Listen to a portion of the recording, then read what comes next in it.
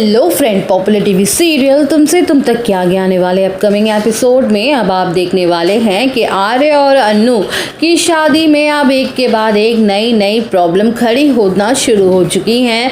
जहां एक तरफ रजनी भी दिखा रही है अपना असली रंग और वहीं दूसरी तरफ हर्षवर्धन को भी प्रॉब्लम होने लगी है, क्योंकि उसे पूरी तरीके से मानसी ने मैनिपुलेट कर दिया है।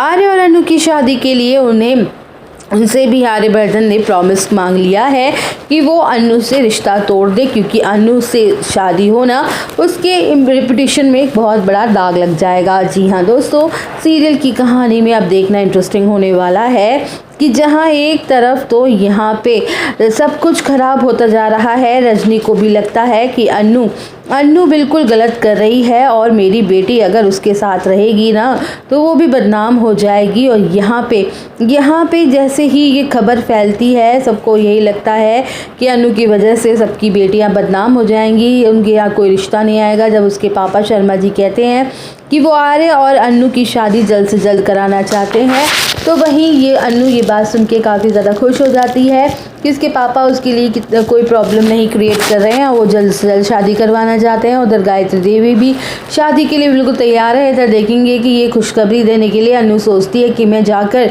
सिमरन को ये खुशखबरी देती हूँ। सिमरन से मिलने के लिए जाती है तो रजनी यहाँ पे दरवाज़ा नहीं खोलती है, उसके बाद वह बंद करने लगती है। अन्नू कहती है कि क्या हुआ, आप दरवाज़ा क्यों बंद कर रही हैं आंटी? तो वो कहती है कि तुम मेरी बेटी सिमरन से बात नहीं करोगी, उससे दूर रहो।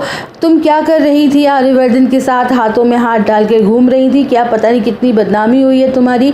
और मेरी बेटी सिमरन हमारे साथ अब नहीं देखेगी, तुम्हारे साथ नहीं रहेगी, क्योंकि वो बदनाम हो जाएगी, तो मेरी बेटी से बदनाम हो जाएगी, इसलिए तुम उससे दूर रहो। और उसके मुंह पर दरवाज़ा बंद कर देती है। अन्नू को बहुत बुरा लगता है ये देखकर कि रजनी आंटी ऐसा कैसे कर सकती हैं। अब अन्नू दुखी मन से वहाँ से लौट आती है। दूसरी तरफ देखेंगे कि हर्षवर्धन का भी अपना ही नाटक शुरू हो चुका है, वो भी मानसी के कहने पर आ चुका है। हर्षवर्धन को नहीं चाहिए कि अन्नू और आर्य की शादी हो, उसे लग रहा है कि लोग क्या बोलेंगे, दुनिया में उनकी मजाक उड़ाया जाएगा, उनकी इमेज खराब हो जाएगी।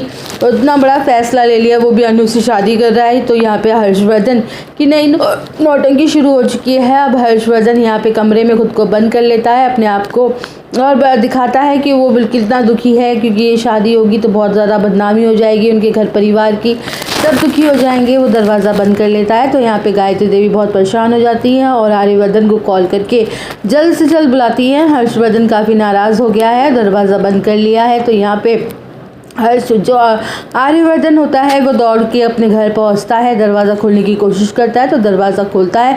हर्षवर्धन और आर्यवर्धन के बीच बातें होती हैं। यहाँ पे हर्षवर्धन आर्य से कहता है कि मैं नहीं चाहता हूँ कि आप अन्नू से शादी करो, अन्नू से शादी मत करो, लोग क्या कहेंगे, आप सोच भी नहीं सकते हो।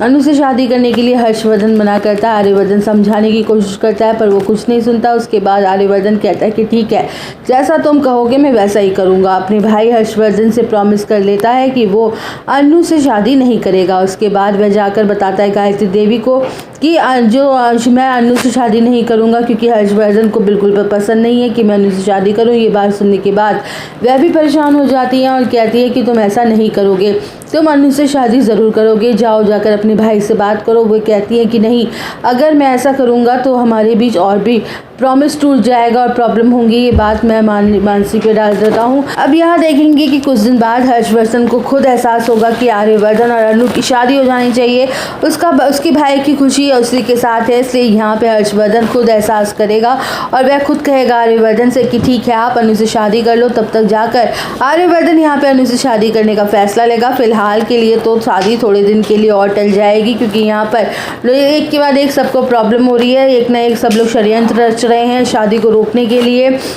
अन्नू की शादी होगी, हर्षवर्धन तब तक खुद नहीं कहेगा, तब तक आर्यवर्धन शादी नहीं करेगा। दूसरी तरफ अन्नू का दिल टूट गया है, रजनी आंटी और उसकी दोस्त ख़त्म करवा दी गई है।